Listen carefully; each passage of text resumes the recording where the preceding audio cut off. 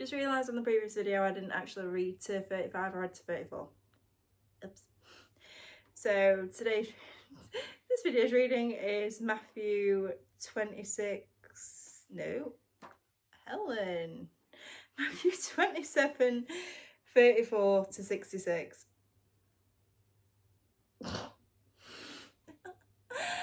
Okay, I need to go to bed. What this needs doing. There they offered Jesus wine to drink, mixed with gall, but after tasting it, he refused to drink it. When they had crucified him, they divided up his clothes by casting lots, and sitting down, they kept watch over him there. Above his head, they placed the written charge against him: "This is Jesus, the King of the Jews." 2 rebels were crucified with him, one on his right and one on his left. Those who passed by hurled insults at him, shaking their heads and saying, "You who are going to destroy the temple and build it in 3 days, save yourself.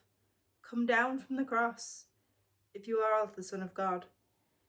In the same way, the chief priests, the teachers of the law, and the elders mocked him. "He saved others," they said, "but he can't save himself.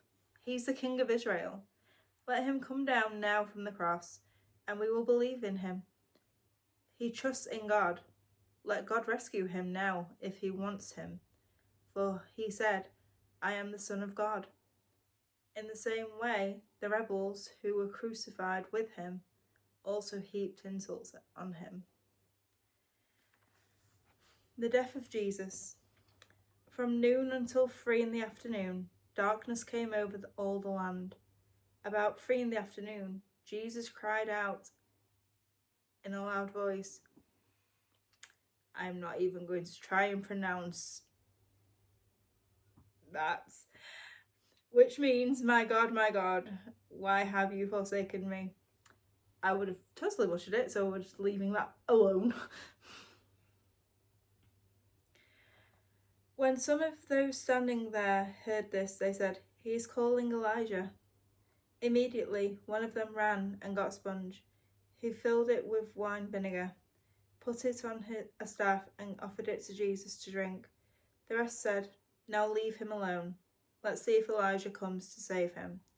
And when Jesus had cried out again in a louder voice, he gave up his spirit. At that moment, the curtain of the temple was torn in two from top to bottom. The earth shook, the rocks split, and the tombs broke open. The bodies of many holy people who had died were raised to life. They came out of the tombs after Jesus' resurrection and went into the holy city and appeared to many people. When the centurion and those with him who were guarding Jesus saw the earthquake and all that had happened, they were terrified and exclaimed, "Surely he was the Son of God."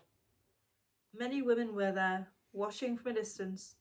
They had followed Jesus from Galilee to care for his needs.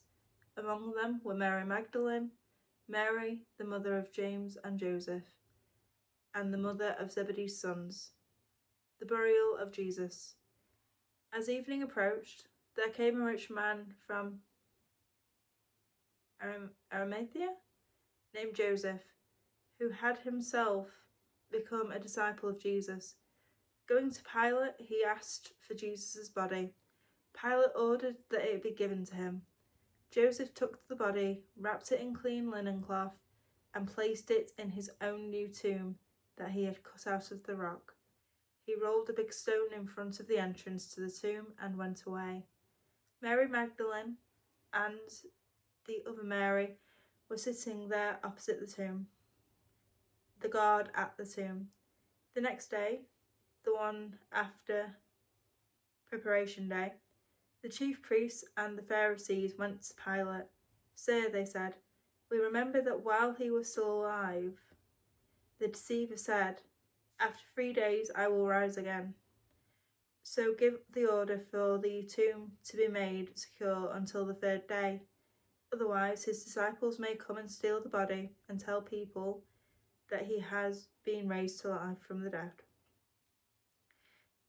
This last deception will be worse than the first." Take the guard, Pilate answered. Go make the tomb as secure as you know how. So they went and made the tomb secure by putting a seal on the stone and posting a guard. And today's psalm reading is Psalm 41. Blessed are those who have regard for the weak. The Lord delivers them in times of trouble. The Lord protects and preserves them. They are counted among the blessed in the land. He does not give them over to the desires of their foes. The Lord sustains them on their sickbed and restores them from their bed of illness. I said, have mercy on me, my Lord. Heal me, for I have sinned against you. My enemies say of me in malice, when will he die and his name perish? When one of them comes to see me, he speaks falsely, while his heart gathers slander. Then he goes and spreads it around. All my enemies whisper together against me. They imagine the worst for me, saying, a vile disease has afflicted him. He will never get up from the place where he lies.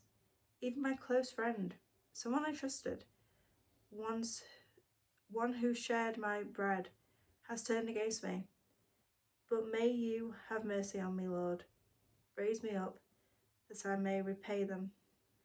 I know that you are pleased with me, for my enemy does not triumph over me.